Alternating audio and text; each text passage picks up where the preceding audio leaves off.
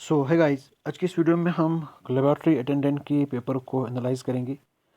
Now आगे बढ़ने से पहले आपसे रिक्वेस्ट है, प्लीज़ वीडियो को लाइक करना और चैनल को सब्सक्राइब करना।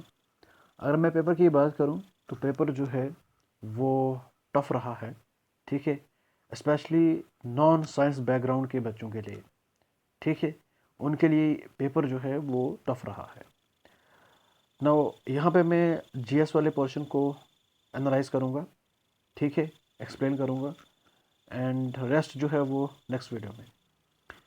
तो क्वेश्चन क्या बोलता है, ये स्टेटमेंट्स दिए गए हैं India's nuclear energy policy and Shanti act 2025 को लेकर।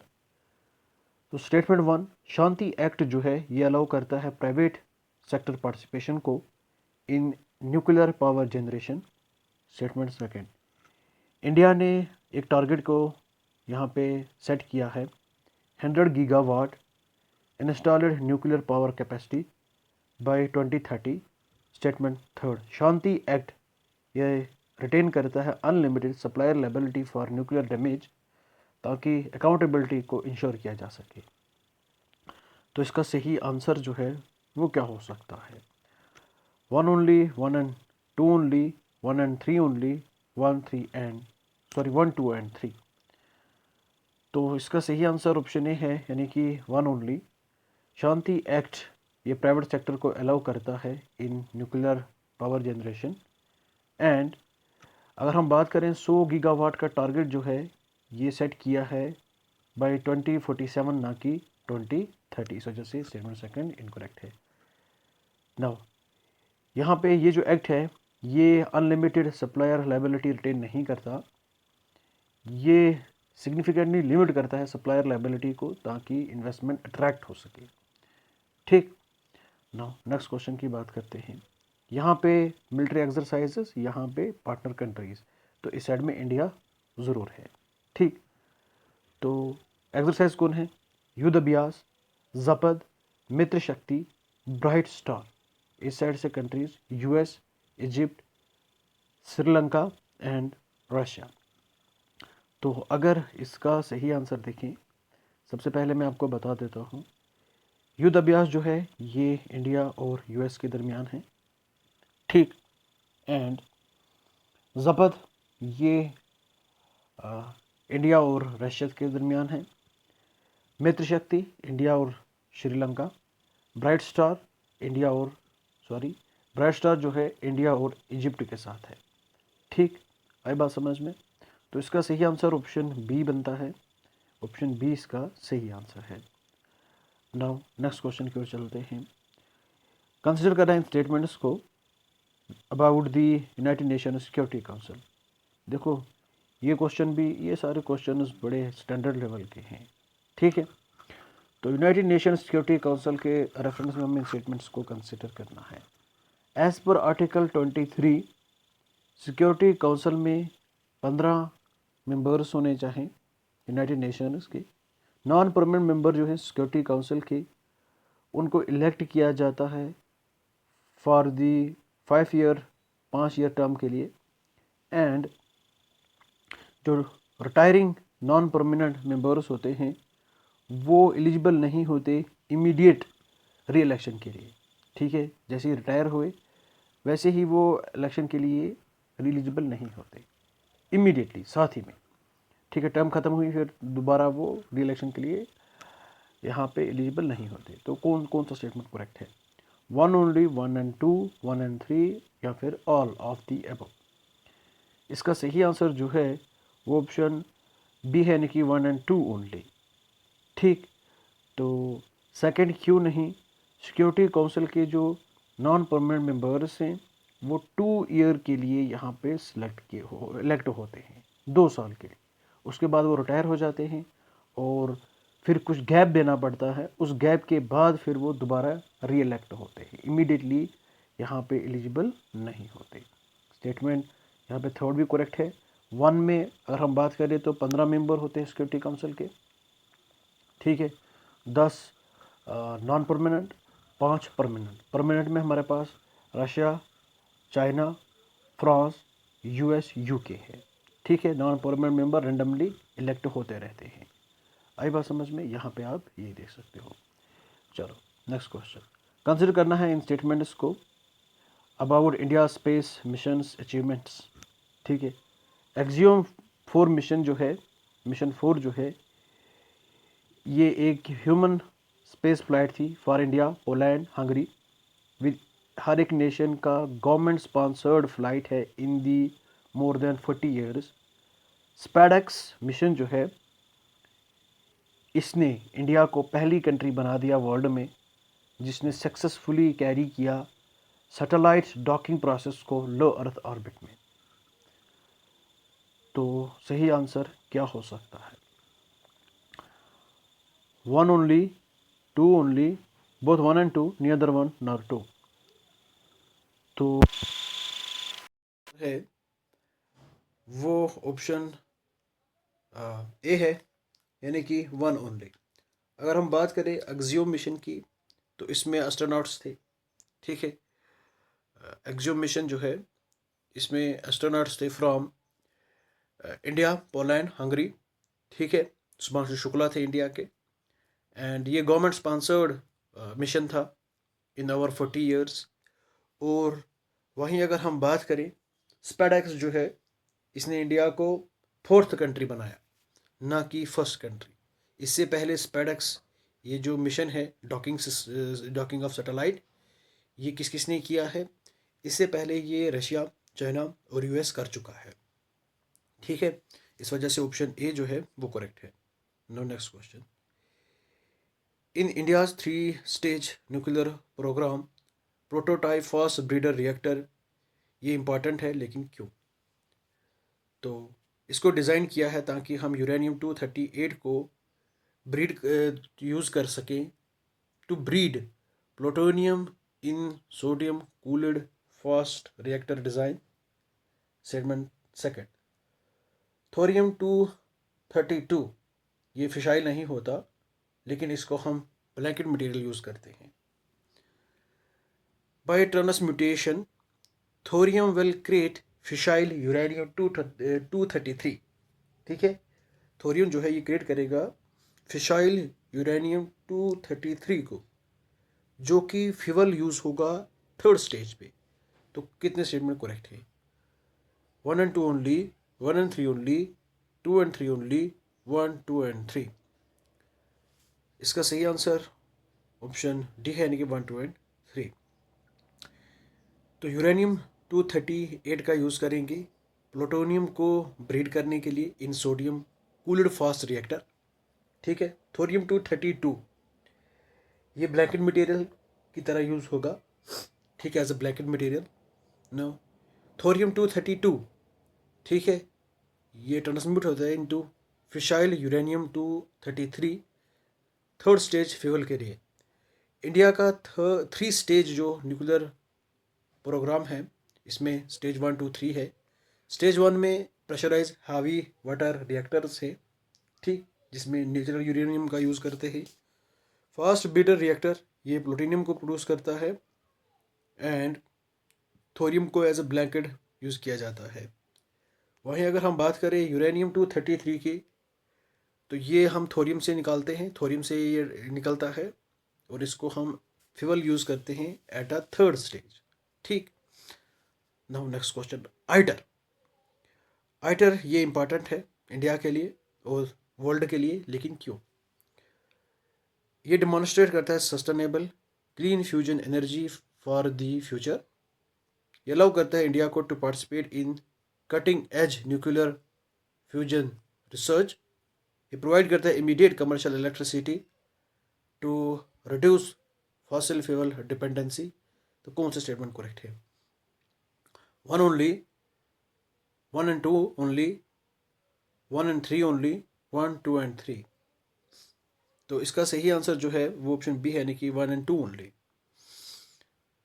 तो ये डिमॉन्स्ट्रेट करता है sustainable clean fuel energy, and ये अलाउ करता है इंडिया के पार्टिसिपेशन को, ताकि वो एडवांस फ्यूजन में रिसर्च कर सकें।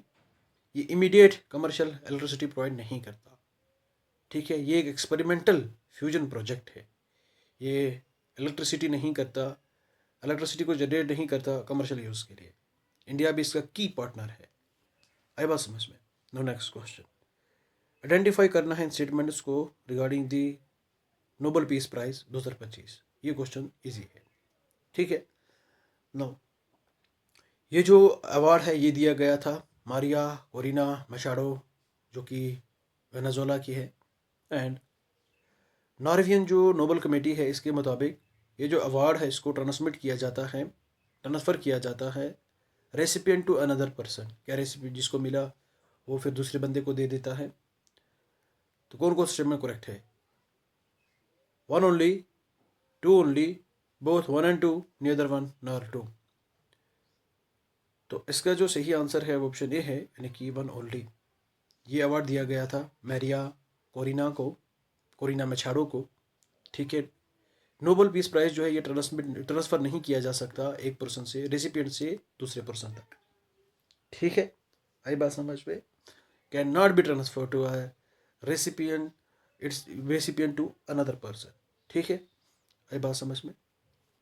Now next question, as per economic survey 2025-26 India जो है ये कंट्रीब्यूट करता है 5% ग्लोबल मर्चेंटाइज एक्सपोर्ट में।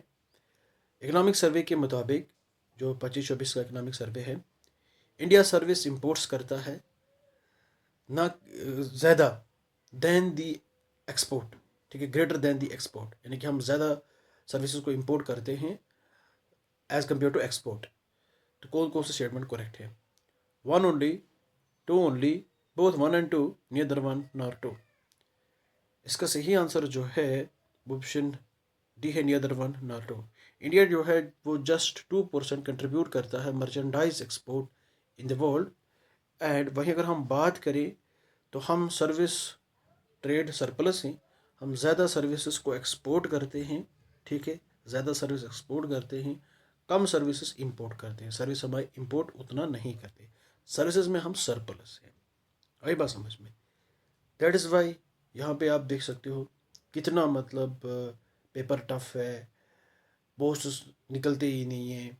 इसी वजह से आप यहाँ पे जॉब के लिए इतना मतलब पढ़ रहे हो, आपकी मतलब एज 30 के करीब पहुँच चुकी है, फिर भी आप अभी तक मतलब जॉब के पीछे हो, क्योंकि यहाँ पे इंडस्ट्रीज़ नहीं है, यहाँ पे मैन्युफैक्चरिंग नहीं है, ठीक है। मैन्युफैक्चरिंग होनी चाहिए, बैकबोन है मैन्युफैक्चरिंग इकॉनमी के लिए। चाइना देखो, ठीक है।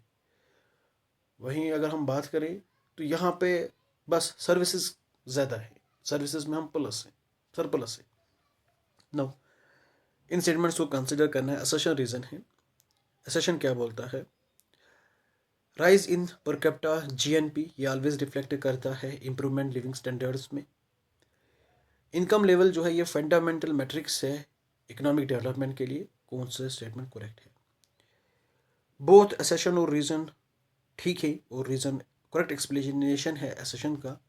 बोथ असर्शन और रीज़न करेक्ट है, रीज़न करेक्ट एक्सप्लेनेशन नहीं है असर्शन का, ठीक है। Both A is true R is false, A is false R is true. तो इसका सही आंसर क्या हो सकता है? इसका सही आंसर जो है वो ऑप्शन डी है, यानी कि A is false R is true. तो अगर पर कैपिटा जीएनपी राइज होगा, ये ऑलवेज रिफ्लेक्ट नहीं करता लिविंग स्टैंडर्ड की इम्प्रूवमेंट को, ठीक है। इनकम जो है, इनकम लेवल, ये फंडामेंटल मैट्रिक्स है इकोनॉमिक डेवलपमेंट के लिए। पर कैपिटा इनकम जो है ये इम्पॉर्टेंट है, ठीक है, लेकिन ये ऑलवेज बेटर लिविंग स्टैंडर्ड्स को इंडिकेट नहीं करता। यहाँ पे ये health, inequality, education, environmental factors को इग्नोर करते हैं, ठीक है। नो नेक्स्ट क्वेश्चन, दो प्लेसेस हैं, ये ज्योग्राफी का एक क्वेश्चन मुझे देखने को मिला, मसा दो प्लेसेस हैं, वो भी टफ है। दो प्लेसेस हैं, एक हमारे पास एक्स है, दूसरी वाई है, ठीक है। प्लेस एक्स टेरिटोरियल है, प्लेस वाई जो है ये मैरीन है। इन द सेंस ये लैंड है, ये ओशन है, ठीक है। सेम लैटिट्यूड पे, आपने लैटिट्यूड लॉन्गिट्यूड पढ़ा होगा, ये इक्वेटर है, इसके ऊपर ये पैरेलल, ये पैरेलल, ये पैरेलल, ये पैरेलल, ठीक है। ये होती है हमारी tropic of Capricorn, tropic of Cancer, ये होती है हमारी लैटिट्यूड्स, ठीक है। एक होता है अल्टीट्यूड, अल्टीट्यूड होता है कि सी लेवल से ऊपर कितना है, ठीक है, हाइट कितनी है सी लेवल से, अबोव सी लेवल। आई बात समझ में? नाउ यहाँ पे हम ये देखेंगे कि ये दो प्लेसेस हैं, एक मैरीन है, दूसरी टेरेस्ट्रियल है। समर्स के दौरान एक्स पे जो प्लेस एक्स है, प्लेस एक्स में समर्स के दौरान 42 सेल्सियस डिग्री, ठीक है। एंड वही अगर हम बात करें प्लेस वाई 32 डिग्री। आई बात समझ में? During winter place x 0 Celsius degree and place Y 10 Celsius degree, ठीक है। आई बात समझ में ना? तो करेक्ट पॉसिबल एक्सप्लेनेशन क्या हो सकता है इसका, क्वेश्चन ये पूछ रहा है। करेक्ट पॉसिबल एक्सप्लेनेशन क्या हो सकता है? ऑप्शंस क्या क्या हैं? Variation in altitude of the place X and Y, क्या अल्टीट्यूड में वेरिएशन है? ए मैं बोल रहा हूँ, एक्स जो है ये नीचे है या वाई ऊपर है, या फिर एक्स ऊपर है वाई नीचे है, अल्टीट्यूड का यहाँ पे डिफरेंस है। या फिर लैंड के पास हाई स्पेसिफिक हीट कैपेसिटी है देन ओशियन, या फिर land has a lower specific heat capacity than ocean, या फिर वेरिएशन है in thermal insulation place X and place Y के दरमियान। तो इसका जो सही आंसर है वो ऑप्शन सी है, यानी कि लैंड के पास लोअर स्पेसिफिक हीट है, हीट कैपेसिटी है एज कंपेयर टू ओशियन। फिर एक बार मैं यहाँ पे आपको समझा देता हूँ ये कैसे मामला होता है। तो देखो, जो लैंड है, ठीक है, जो टेरेस्ट्रियल है लैंड है और जो ओशियन है, इनमें डिफरेंस क्या है? इनमें स्पेसिफिक हीट का डिफरेंस है, ठीक है, स्पेसिफिक हीट का डिफरेंस है। लैंड जो है वो बहुत जल्दी कूल भी हो जाती है और बहुत जल्दी वार्म भी हो जाती है, ठीक है। ये सन रेज हैं, सन रेज समर्स में जो लैंड है वो फास्ट इसका टेम्परेचर इंक्रीज होता है, और विंटर्स में टेम्परेचर जो है वो फास्ट जो है वो डाउन होता है।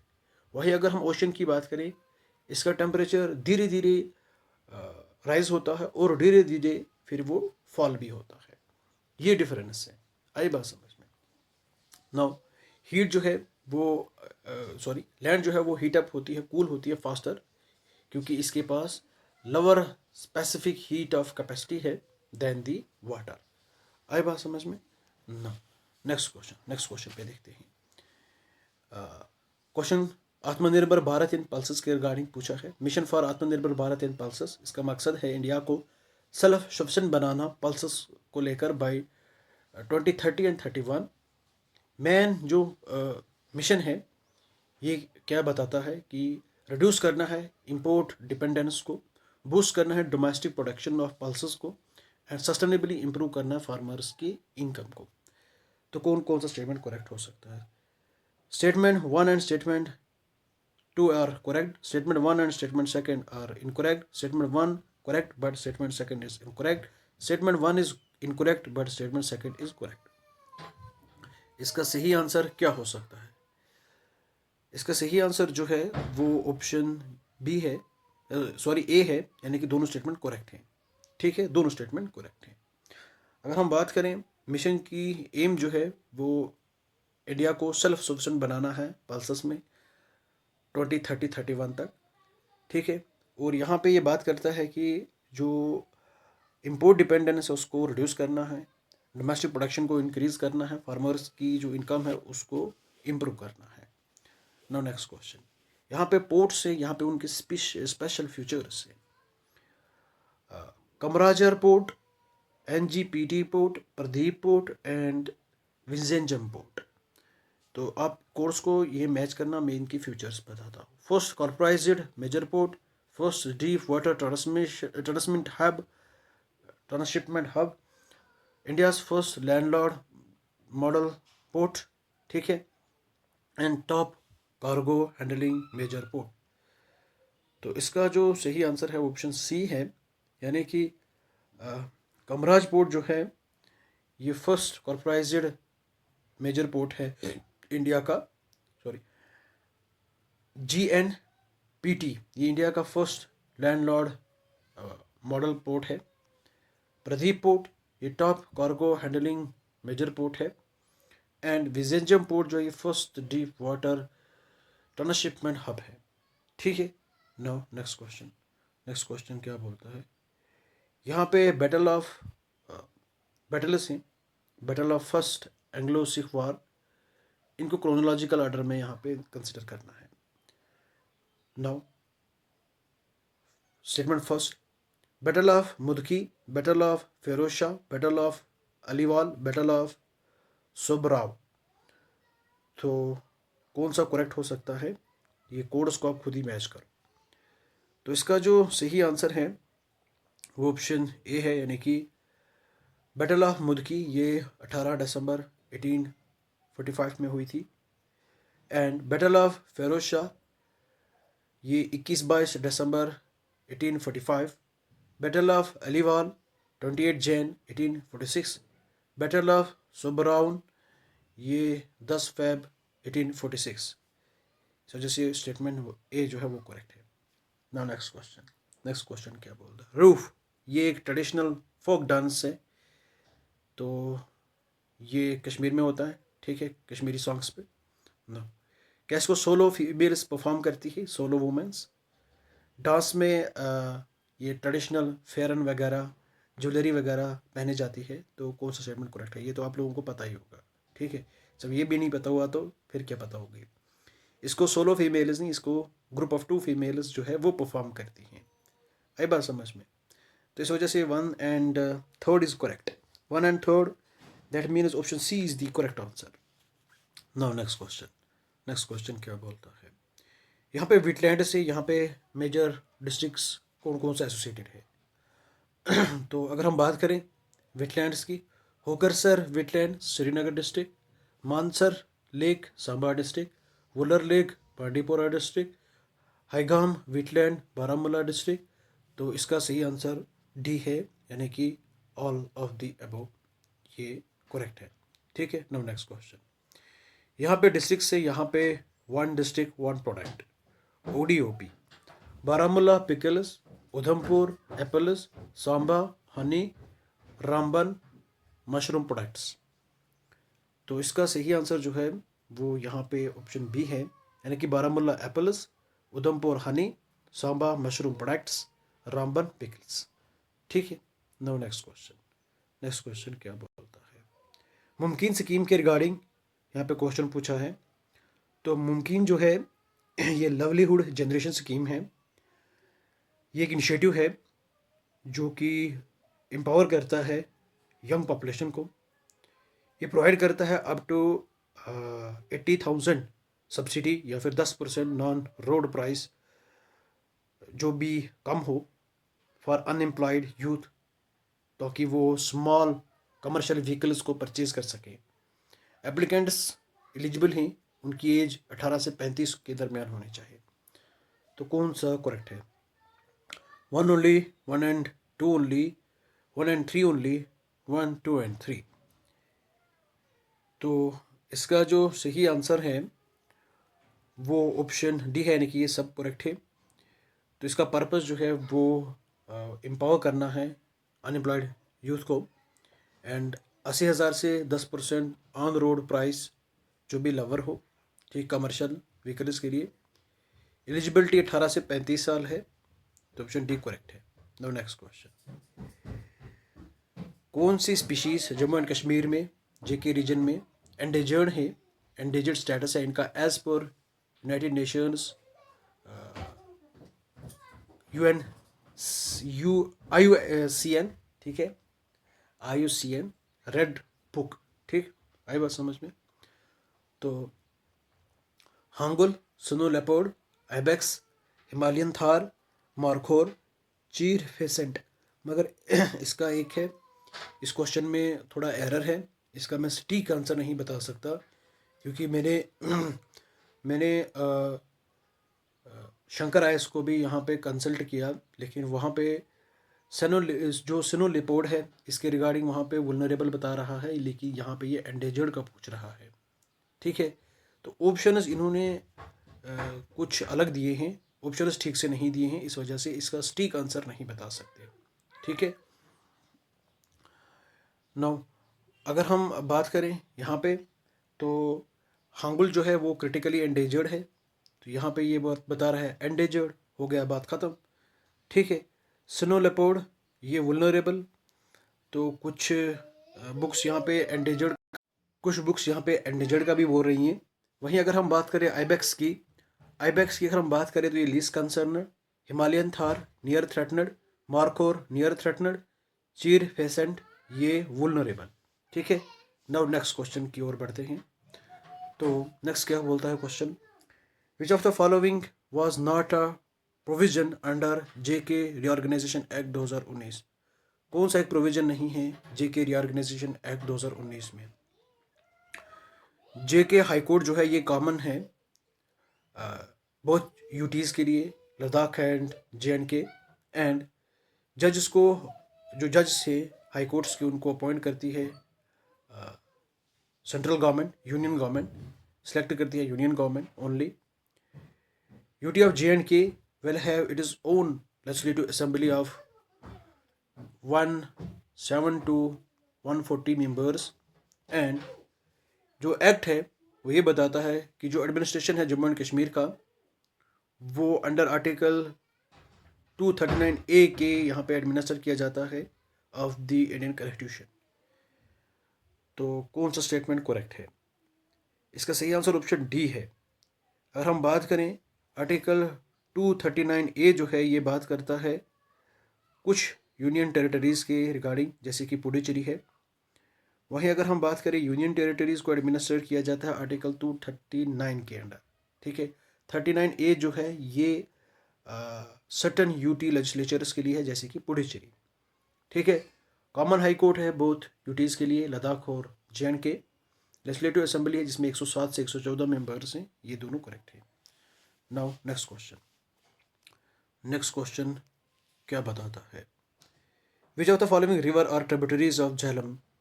तो कौन सी ट्रिब्यूटरीज है झेलम की?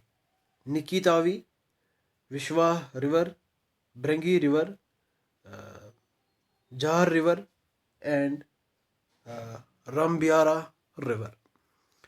तो इसका सही आंसर क्या हो सकता है? इसका सही आंसर जो है वो ऑप्शन, अगर हम बात करें तो डी है, यानी कि 2, 3, 4 एंड 5 ओनली। निकी तावी जो है ये झेलम की ट्रिब्यूटरी नहीं है। नेक्स्ट क्वेश्चन, अगर डिस्टेंस होगी दो मासेस के दरमियान डबल, तो ग्रेविटेशनल फोर्स क्या बनेगी? अगर distance between two masses is double, the gravitational force becomes. इसका सही आंसर जो है वो ऑप्शन डी है, 1/4। न्यूटन्स लॉ के हिसाब से अगर हम बात करें, F is directly proportional to 1/r²। यहाँ पे जो r² है वो क्या है? वो हमारा डबल है, 2 है। ठीक है। तो 2 का स्क्वायर अगर हम करेंगे तो वो क्या होगा? 2 2s are 4, दैट मीन्स 1/4। ठीक है, आई बात समझ में? नाउ नेक्स्ट क्वेश्चन क्या बोलता है, मैच करना है फॉलोइंग ऑर्गेनिक एसिड्स को with their corresponding sources. Oxalic acid dark chocolate, acetic acid ant sting, ascorbic acid apples, methanoic acid amla and malic acid vinegar. तो इसका सही आंसर क्या हो सकता है? इसका सही आंसर ऑप्शन डी है। ठीक है, ऑप्शन डी इसका सही आंसर है। अगर हम बात करें तो ऑक्जेलिक एसिड डार्क चॉकलेट, ठीक है, एसिटिक एसिड विंगर से, एंड एस्कॉर्बिक एसिड अमला, methanoic acid art setting and malic acid apples. बस में। नेक्स्ट क्वेश्चन, आइडेंटिफाई करना है correct source of energy based on the following statements. Energy source को यहाँ पे आइडेंटिफाई करना है। ये नॉन रिन्यूएबल है लेकिन लो कार्बन एनर्जी सोर्स है। रिलायबल सोर्स है एनर्जी की, लेकिन चैलेंज से रेडियो एक्टिव वेस्ट को डिस्पोजल और सेफ्टी कंसर्न से, रेडियो एक्टिव वेस्ट को यहाँ पे हैंडल करने के और सेफ्टी चैलेंज से, कंसर्न से huge amount of energy release होती है थ्रू दी फिशन प्रोसेस। तो ये कौन सी इलेक्ट्रिसिटी, ये सॉरी एनर्जी सोर्स है? कंप्रेस्ड नेचुरल गैस है, क्या पेट्रोलियम प्रोडक्ट से, क्या फॉसिल फ्यूल है, या फिर न्यूक्लियर फ्यूल है? इसका सही आंसर जो है ऑप्शन डी है, न्यूक्लियर फ्यूल है। ये क्वेश्चन उतना हार्ड नहीं है। नो, आइडेंटिफाई, सॉरी ये तो बता दिया। No, which of the following statement is not related to ocean energy? कौन सा स्टेटमेंट ओशन एनर्जी के रिलेटेड नहीं है? Ocean thermal energy conversion generate करती है electricity due to temperature difference between warm air above the sea surface and cold ocean water to drive a turbine. ठीक है। Tidal barrage system, ये dam like structures होते हैं across ocean inlet. ठीक है। तो ये टाइडल फ्लो को यूज़ करते हैं to drive turbine during high and low tide, high और लो टाइड के दौरान, ताकि इलेक्ट्रिसिटी जनरेट किया जाए। टाइडल स्ट्रीम सिस्टम, इसको यूज़ किया जाता है टर्बनस को यहाँ पे मूव करने के लिए। ठीक है। ताकि जो काइनेटिक एनर्जी है उसको कन्वर्ट किया जाता है किसमें, इलेक्ट्रिसिटी में। फ्लोइंग वाटर की जो काइनेटिक एनर्जी है उसको इलेक्ट्रिसिटी में यहाँ पे कन्वर्ट किया जाता है। ठीक है ना। वेव एनर्जी सिस्टम कन्वर्ट करता है मैकेनिकल मोशन को, ओशन के जो मैकेनिकल मोशंस होते हैं वेव्स के, इनको इलेक्ट्रिक एनर्जी में। तो इसका सही आंसर क्या हो सकता है? ऑप्शन ए इसका करेक्ट आंसर है। ये ओशन एनर्जी के रिलेटेड नहीं है, क्योंकि टेम्परेचर से कोई एनर्जी नहीं यहाँ पे जनरेट हो सकती, इलेक्ट्रिसिटी कोई जनरेट नहीं हो सकती। Now next question, which of the following non metal exist in the liquid state eight room temperature? कौन सा नॉन मेटल जो है वो यहाँ पे एग्जिस्ट करता है as a liquid at room temperature? तो इसका सही आंसर जो है वो ऑप्शन बी है, यानी कि ब्रोमीन। ब्रोमीन जो है ये लिक्विड रहता है एट स्टैंडर्ड रूम टेम्परेचर। ठीक। नाउ नेक्स्ट क्वेश्चन क्या बोलता है? Which of the following statement is are correct regarding metals? अब मेटल्स के रिगार्डिंग क्वेश्चन पूछ रहा है। क्या मेटल्स बेसिक ऑक्साइड्स बनाते हैं, गुड रिड्यूसिंग एजेंट्स होते हैं, हाई इलेक्ट्रोनेगेटिविटी होती है इनके पास, हाई आयोनाइजेशन एनर्जी होती है? तो इसका सही आंसर क्या हो सकता है? इसका सही आंसर जो है वो ऑप्शन ए है, यानी कि 1 and 2 ओनली। मेटल्स जो है ये बेसिक ऑक्साइड्स बनाते हैं और गुड रिड्यूसिंग एजेंट्स होते हैं। इनके पास लो इलेक्ट्रोनेगेटिविटी होती है और लो आयोनाइजेशन एनर्जी होती है। ये यहाँ पे एक्सप्लेनेशन है ना। नेक्स्ट क्वेश्चन, कौन सा गैस प्रोड्यूस होगा जब हम वाटर को रिएक्ट करेंगे कैल्शियम के साथ? तो इसका सही आंसर जो है वो ऑप्शन ए है, यानी कि हाइड्रोजन प्रोड्यूस होगा। नाउ नेक्स्ट क्वेश्चन, क्या होगा जब मैग्नीशियम सल्फेट सॉल्यूशन को ऐड करेंगे कॉपर मेटल के साथ? तो यहाँ पे कोई भी रिएक्शन नहीं होगी। ठीक है। No reaction occur. ठीक, आई बात समझ में? तो मैग्नीशियम जो है ये मोर रिएक्टिव है देन कॉपर। ठीक है, आई बात समझ में? नो नेक्स्ट क्वेश्चन क्या बोलता है? अरेंज करना है हमें इन स्टेटमेंट्स को। Arrange the following metals in decreasing order of reactivity. Decreasing order of reactivity में हमें इन्हें यहाँ पे अरेंज करना है। Gold, calcium, silver, cobalt, magnesium, nickel, platinum and lithium. Decreasing order में जाना है। तो मैं आपको डायरेक्ट आंसर बता दूंगा। तो अगर हम बात करें डिक्रीजिंग ऑर्डर, यहाँ पे पहले हम देखते हैं from most to least reactivity कौन है। सबसे पहले lithium, calcium, magnesium, cobalt, nickel, silver, platinum, फिर गोल्ड। गोल्ड बाद में आता है। इसका मतलब यहाँ पे बी वाला। ठीक है। गोल्ड यहाँ से जो है हमें डिक्रीजिंग ऑर्डर में जाना है। ठीक। एंड सबसे पहले लिथियम ज़्यादा रिएक्टिव है, उसके बाद कैल्शियम, उसके बाद मैग्नीशियम, उसके बाद हमारे पास हो गया कोबाल्ट, उसके बाद हो गया निकल, उसके बाद हो गया हमारे पास सिल्वर, उसके बाद हमारे पास हो गया प्लैटिनियम, उसके बाद हमारे पास हो गया गोल्ड। ठीक है, आए बात समझ में? नाउ नेक्स्ट क्वेश्चन की बात करते हैं। नेक्स्ट क्वेश्चन क्या बोलता है, which of the following pair is correct with respect to the ores and metals present in these ores. Ores में कौन से मेटल्स मिलेंगे ये बताया है। सल्फेट और क्या यहाँ पे आयरन मिलेगा, ठीक है, आयरन पायराइट्स। ऑक्साइड और क्या यहाँ पे जिंक मिलेगा। हेलाइड और क्या यहाँ पे सिल्वर मिलेगा। सिलिकेट और क्या यहाँ पे लेड मिलेगा। इसका सही आंसर क्या हो सकता है। इसका सही आंसर ऑप्शन सी है, यानी कि हेलाइड और से सिल्वर मिलता है।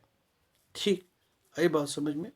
No, next question, which of the following statement is are correct regarding the extraction of metals in accordance with the activity series।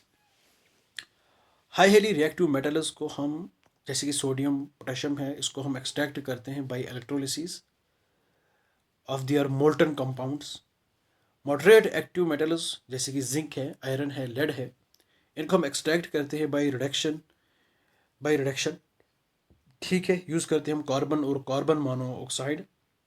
Less reactive metals copper, mercury, इनको हम और उसको हीट करके यहाँ पे हासिल करते हैं। तो कौन से स्टेटमेंट करेक्ट हैं। 2 only, 1 and 3 only, 1 and 3 only, sorry 2 and 3 only, या फिर ऑल दी अबव। इसका सही आंसर जो है ऑप्शन डी है, यानी कि ऑल दी अबव। ठीक है, ऑल स्टेटमेंट्स करेक्ट हैं। हाई रिएक्टिविटी मेटल्स को यहाँ पे इलेक्ट्रोलिसिस के थ्रू यहाँ पे एक्सट्रैक्ट करते हैं। मॉडरेटली जो रिएक्टिव होते हैं उनको यहाँ पे रिडक्शन के थ्रू विद कार्बन एंड जो लो रिएक्टिव होते हैं उनको एक्सट्रैक्ट करते हैं बाय हीटिंग एलोन। ठीक है, आई बात समझ। Now next question, now which term best describe करती है mood off nutrition in both yeast and mushroom. Yeast और मशरूम में जो न्यूट्रिशन मूड है वो क्या है। तो ऑप्शन ए करेक्ट है, ये स्पैरोफाइटस होते हैं, डेड एंड डिकेइंग जो मैटर होता है ये उस पर ग्रो करते हैं। Now next question, which plant structure function as a gateway for gas exchange? Lenticels, stomata, xylem and phylum। तो गैस एक्सचेंज अगर हम स्टोमेटा की बात करें तो ये प्राइमरी गेटवे है इन लीव्स। लेंटिकल्स की अगर हम बात करें तो ये स्पेशलाइज्ड पोर है इन bark ऑफ वुडी स्टेम्स। तो इसको यूज़ किया जाता है गैस एक्सचेंज के लिए। ठीक है, नोट याद रखना, डिपेंड करता है स्पेसिफिक फोक्स पे फॉर योर करिकुलम, मतलब आपको किस हिसाब से ये क्वेश्चन आंसर देना है। तो यहाँ पे स्टोमेटा है, लेकिन लेंटिकल्स का भी यहाँ पे इशू है। तो अब यहाँ पे अगर इन्होंने स्पेसिफिक पूछा होता लीव्स का या फिर स्टेम का तो बता सकते। ठीक है, इस क्वेश्चन पे भी फ़िलहाल आंसर नहीं कर सकते, क्योंकि देखो बाक में क्या है, बाक में लेंटिकल्स से, और स्टोमेटा जो है ये कहाँ पे होता है, ये लीव्स में होता है। इसका काम भी है एक्सचेंज करना, इसका काम भी है एक्सचेंज करना। तो इस वजह से क्वेश्चन में जो है वो थोड़ा ट्विस्ट है। तो इसका सही आंसर जो है वो मेरे हिसाब से लेंटिकल्स होना चाहिए। ये मोर स्पेसिफिक दिख रहा है, मोर स्पेसिफिक टर्म जो है। ठीक है, तो इसका ऑप्शन ए यहाँ पे करेक्ट रखना।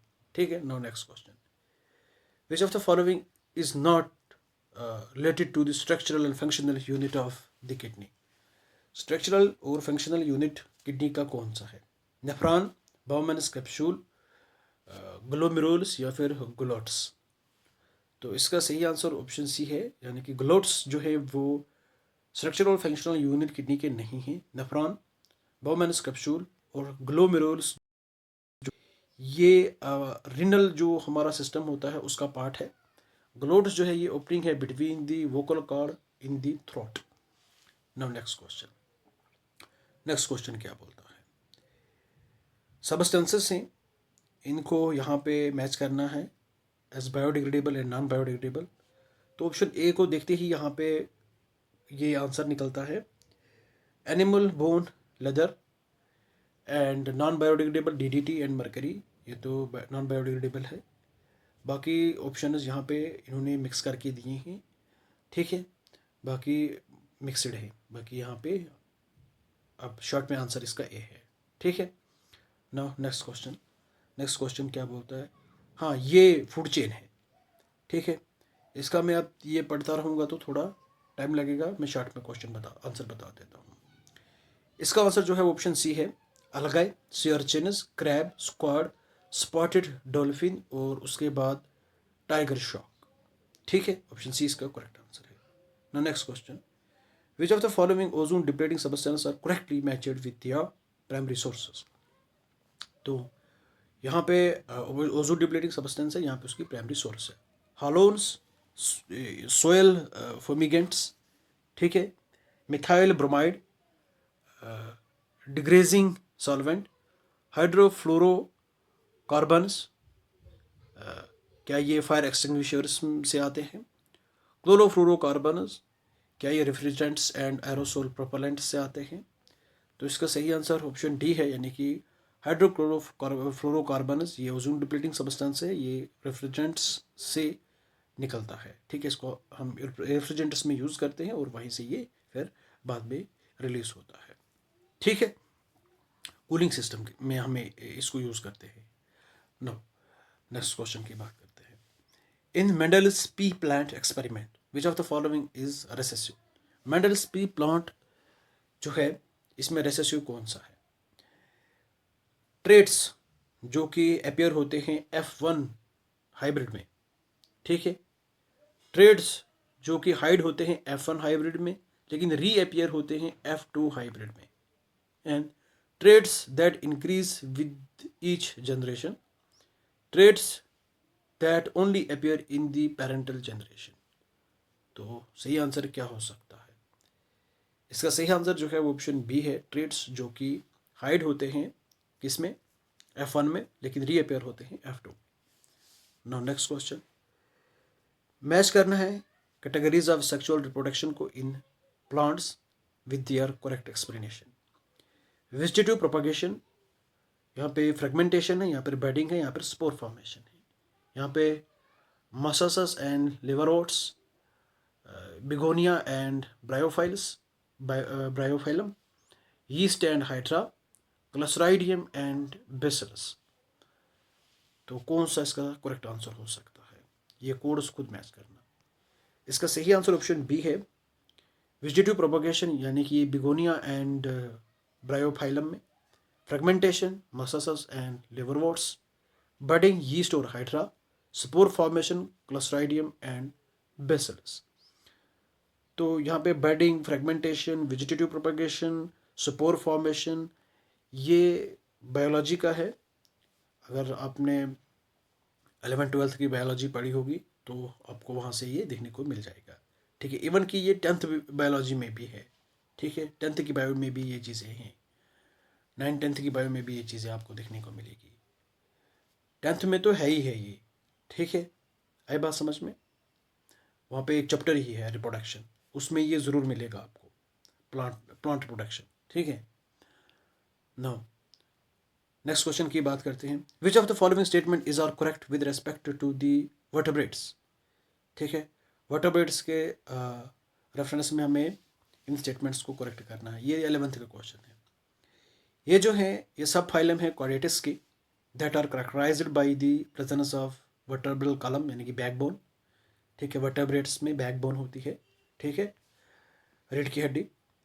ये बायलेटरल सिमेट्री शो करते हैं। बायलेटरल सिमेट्री, इनके दो हिस्से होते हैं। ठीक है, आइडेंटिकल टू मतलब हिस्से होते हैं इनके। ठीक है, इनमें animals such as fishes, amphibians, reptiles, birds and mammals. तो इसका सही आंसर क्या हो सकता है। इसका सही आंसर जो है वो ऑल द अबव, यानी कि तीनों के तीनों सही हैं। ठीक है, तो वर्टेब्रेट्स में बैकबोन होती है।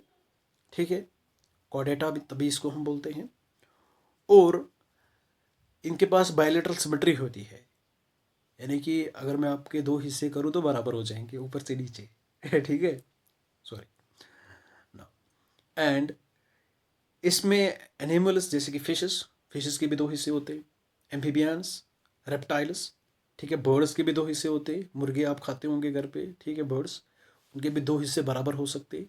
मैमल्स उसमें हम भी आते हैं। ठीक है, मैमल्स उसमें बाकी हमारे जो भी domestic animals, wild animals, mammals, आपको पता होगा कौन से जानवर होते हैं। ठीक है। आई होप आपको ये वीडियो अच्छी लगी होगी। इसका सही आंसर ऑप्शन डी है, वो मैंने पहले ही बताया। प्लीज़ वीडियो को लाइक करना और चैनल को सब्सक्राइब करना। Thank you and bye bye. Have a nice day.